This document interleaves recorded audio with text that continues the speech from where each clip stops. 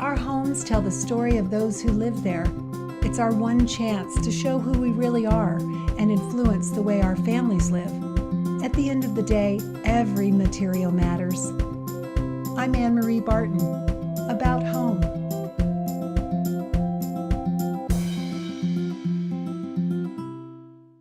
Today, I'd like to welcome you to my home.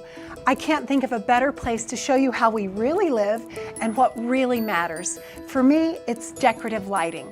There's no other part of the home that delivers a mood, a message, an eye candy quite like your lighting. So today, let's start with our outdoor sconces and lanterns. These I picked particular for my home because my style is a little bit vintage and a little bit modern. These lights radiate that, and they deliver that message right at the front door, where I think curb appeal counts. Come on in. Ever since I built the home, I wanted something fantastic in the center of this room.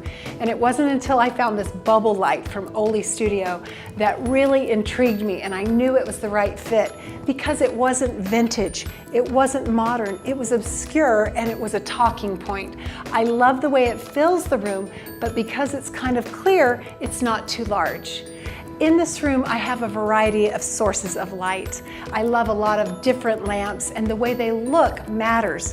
When you look over at this table, I've got a candelabra lamp. I bought a pair of them, sold one to a client, and had to keep one for myself. Again, I love the flavor of the vintage feel mixed with the modern. Now we're in our kitchen. This is where we eat breakfast, and it's also where we have our holiday meals. So I have to go right in between, make it a little fancy, a little fun, by adding these vintage chandeliers that are rustic and natural against the very modern profile of this dining table. We've created what we call a secret combination. That's when you mix modern and vintage. It creates simplicity, yet a little bit of refinement. And to me, that makes my living style very comfortable, but interesting. As a rule, we typically hang our chandeliers about 30 inches off a tabletop. It's important to choose a light fixture that has enough chain so it doesn't look like we've stuffed it in to fit. These hang just about right in the space. And by putting these tall candlesticks in the middle to sort of celebrate the vintage style, again, it helps bring in the old against the very modern dining chairs and the whole rest of my kitchen. Now we're in my kitchen, and we're right next to the dining room. So you can see I've switched to a little more modern feel in here, and I think that combination really works. These simple pendants come way down onto the island to warm the island, to give it placement in my kitchen. As a rule, about 26 inches off the top of the countertop is a perfect place for your pendants to hang down. And don't forget your task lighting. Think less about recessed cans and more about your decorative lighting, because that's the eye candy. That's what makes all the difference. I love to talk about dimmers. They're the cheapest way to create a mood in the house, especially with lighting. You can see what difference it makes when I hit lower and when I go all the way up for those times when I need to. Otherwise, I'd much rather warm the space and create a cozy atmosphere with dimmers. Now's the time to talk about planning ahead when it comes to your lighting. It's not easily done mid-road. You have to think about it. So for us, we knew art would be a big component in our home. So instead of using a typical eyeball recessed can in the ceiling, we went with these modern spotlights. And they offer just a little bit of interest in the ceiling, and they really light the art beautifully. We also love lamps. I'm going to tell you, lamps matter, and they're not easy to find. So when you find one, wherever you are, grab it. It's likely to fit in. Instead of looking for something more typical, what about this floor lamp? You can easily show off your children's pictures and at the same time have interest in your rooms. The decor in this bedroom started with the chandelier. Of course, I love the personality of the beads and the jewels and the crystals.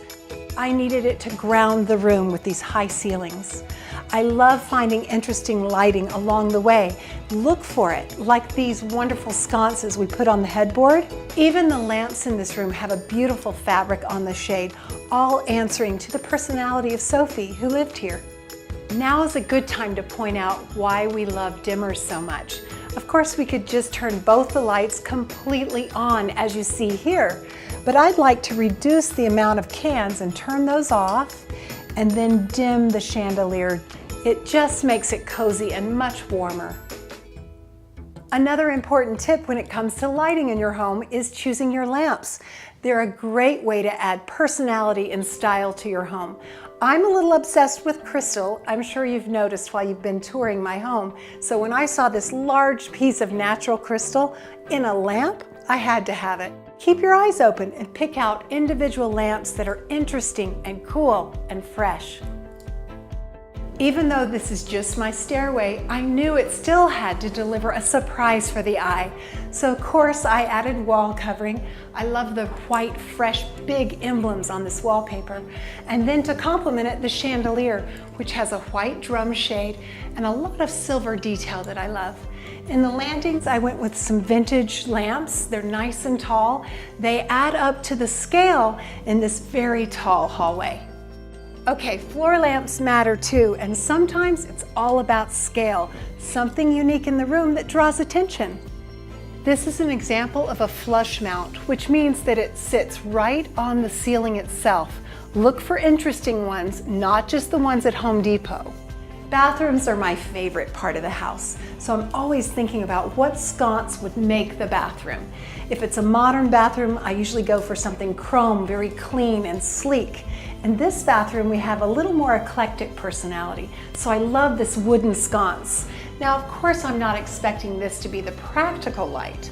I look for the recessed cans to deliver the needed detail lighting, stuff I don't want to see in the mirror, if you know what I mean. But for looks and appeal, I love a sconce directly mounted on the wall. Again, you can imagine how important it is to plan ahead where that junction box is within a wall of tile. This is my studio, and of course I need to be able to see, so we're mixing the recessed cans and the decorative pendants. I love the pendants because they're long, unusual, and they give a warm glow, but I have to have the recessed cans to see everything, all of the details. So mix them up a little bit, plan ahead. It's important to know how long your pendants are and how to place the cans between them. This works great over your dining room table as well. You'll want your chandelier, but you'll need your little cans to highlight the food on the table. I've loved having you join me in my own home, where I can show you lighting that I think really matters. Lighting really is our greatest accessory. I'm Anne Marie Barton, about home.